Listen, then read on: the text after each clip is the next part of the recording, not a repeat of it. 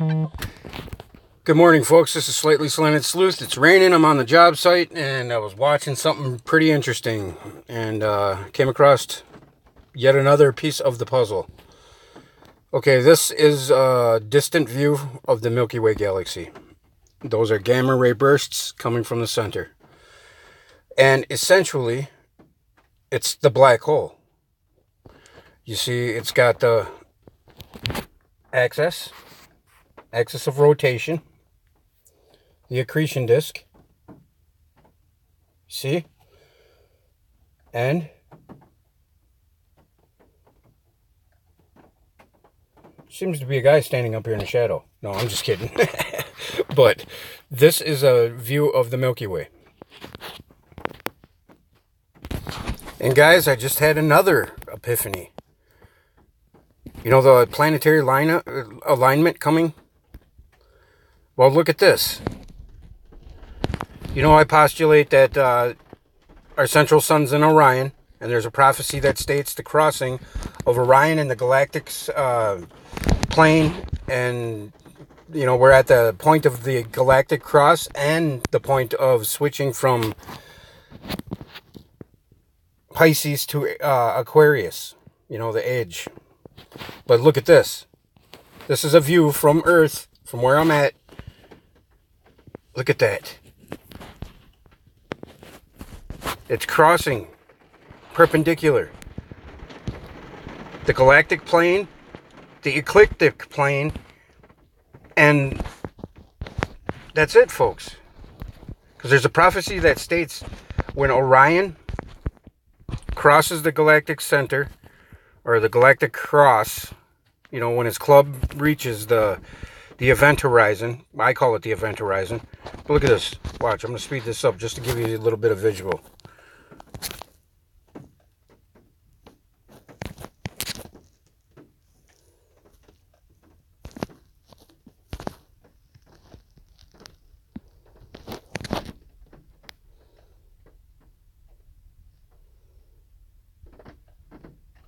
You see that? It's getting closer and closer. Right there. Almost. I bet you it's back in July. Now we're going backwards in time. We're time travel. Whoa! Okay, now we're going forward.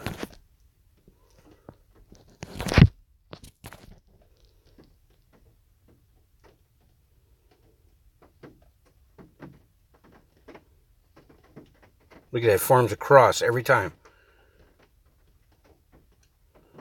27th. What's so significant about the 27th?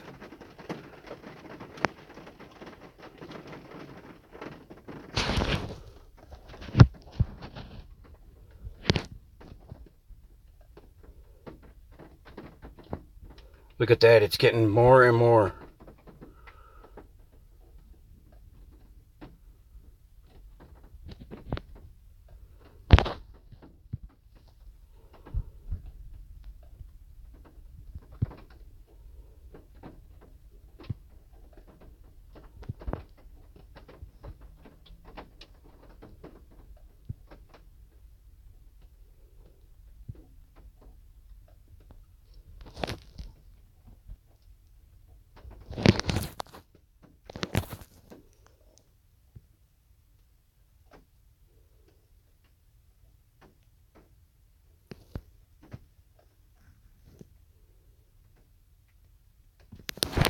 Okay. Okay, now this is Leonard Susskind, and he's talking about Stephen Hawking here. I'll rewind it just a little bit.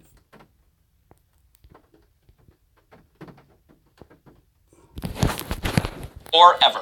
And I guess Susskind wasn't too happy about this. No way. He actually wrote a book about it.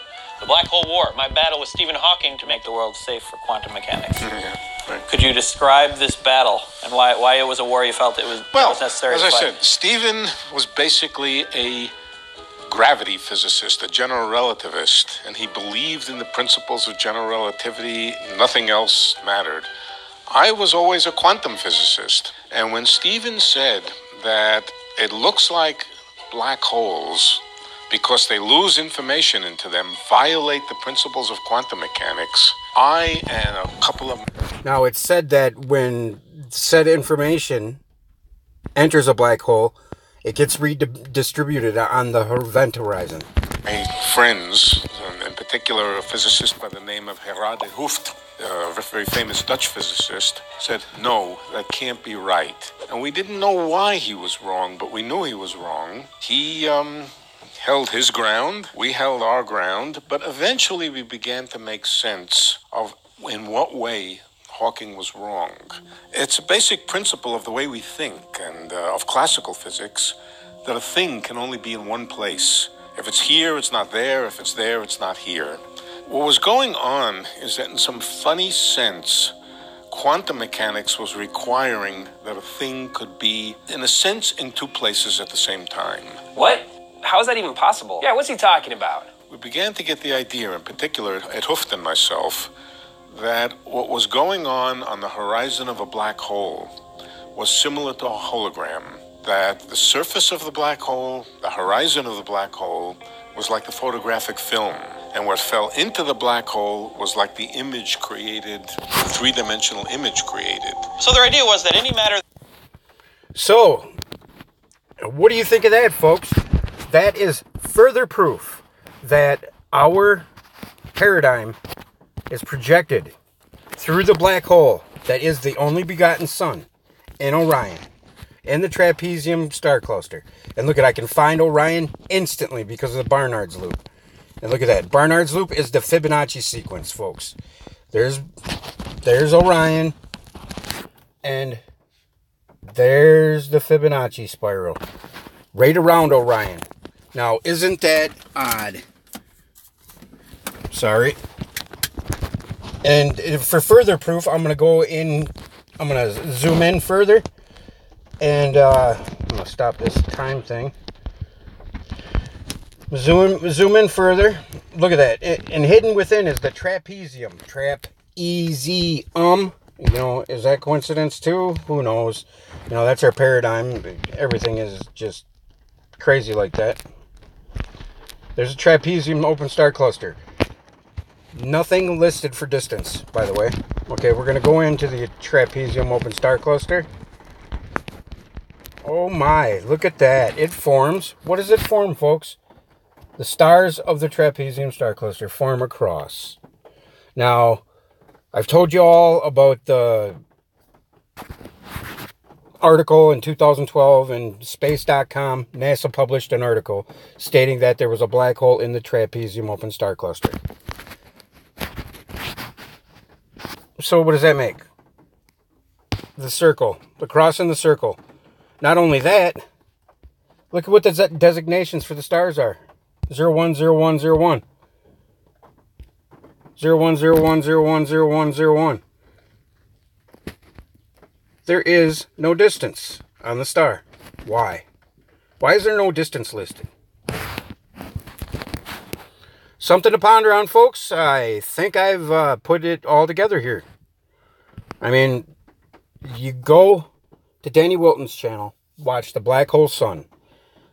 Black Hole SON. And you'll come to the same conclusion as me. That's all I can tell you. Love, peace, chicken grease.